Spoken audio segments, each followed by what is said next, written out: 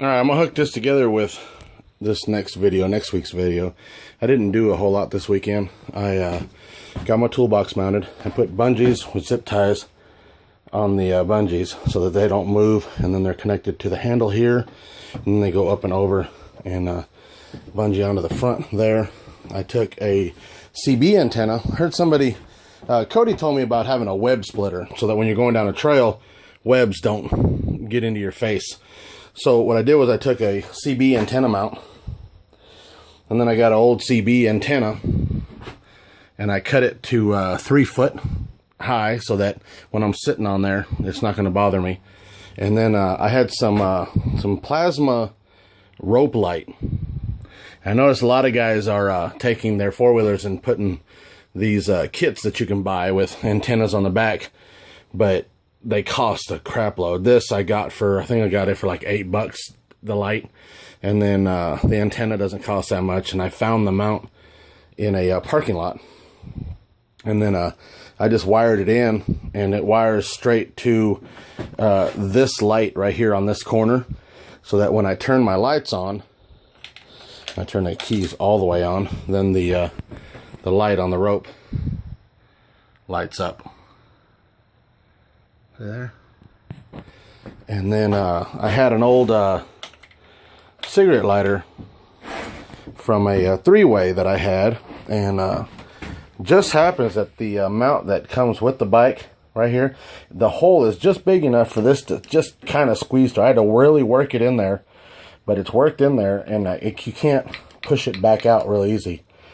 And then I took this and wired it down into the existing wire that is for the cigarette lighter. I just wired it directly in. So when the key's on, it's on. When it's not, it's off. But it's also got this rubber cap that's nice and tight, so I'm not going to get water or mud inside of it. So that's pretty much what I did this weekend, besides straightening out the shop and getting some counter space, and cleaned up a whole bunch of stuff out of the shop so I could have some more room. Move the shop around. My wife's four-wheeler is at the Kawasaki dealership. Her headlights, for some reason, are not working, so hers is there getting fixed. I got me a helmet. This is an old helmet, used. Somebody had, I don't know how old it is. I know it's quite old. It had a bunch of stickers on it. You can see some of the yellowing. I took all the stickers off, and then put Gooby Gone on it, cleaned all that off, and then polished the helmet itself, so that way it was nice and clean. So now I have a helmet. My wife is working on buying herself one. I don't have goggles as of yet, but I do have my safety glasses for riding that help to block out dust from getting into my eyes. And then we all saw my winch mount. But that's pretty much what this whole weekend has been of. I'm gonna put some more footage on here before I upload it, and you guys will see that next, probably right about now. All right, got some extra time. I'm gonna make some cup holders for mine and my wife's bike. We haven't gotten her four-wheeler back yet. All I did was I went and got some 3-inch pipe from Lowe's, and 3-inch pipe, if you look at it, your beverage of choice can fit inside there, and so can a water bottle. Water bottle fits in there nice and neat. And what I'm going to do, these actually have a plug on the back, which makes it nice. If I can get it off of there. Let me get it off of there real quick. And there we go. Alright, so you've got this. These are like $3. $3.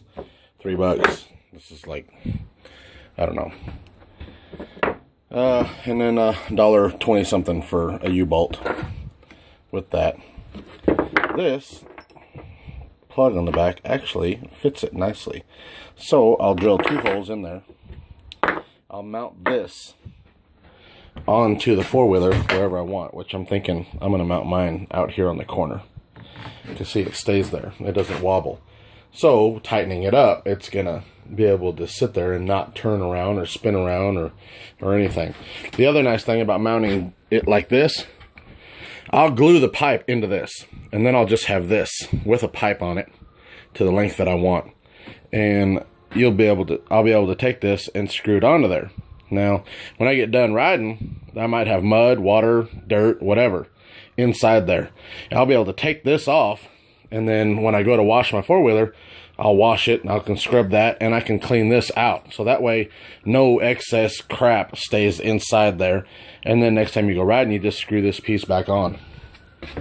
I'm going to measure down into there, see exactly where it sits, because this isn't going to sit real tight on there. It's just enough. They're coming to get me. They're coming to get me.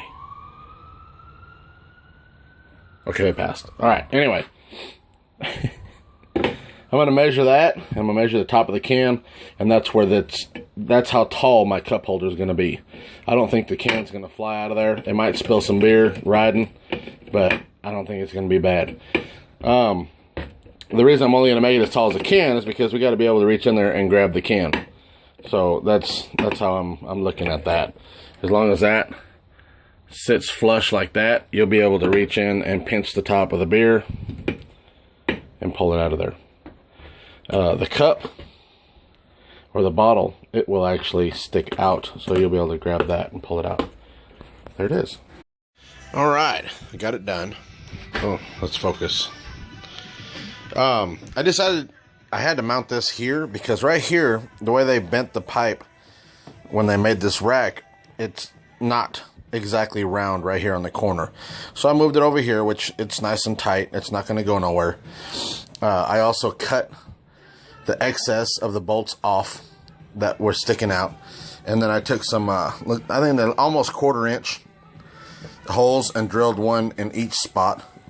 I went ahead and used some PVC glue, regular PVC glue that you can get from the hardware store, little tiny bottles. I had these left over from a long time ago, and I went ahead and primed it and glued it so that these pieces aren't going to come apart. And then this will just screw on there, like I said, and that won't go anywhere. And for a test fit, you can drop a can in there, and you can grab it and pinch it out. Or, if you want to, you can drop a water bottle in there.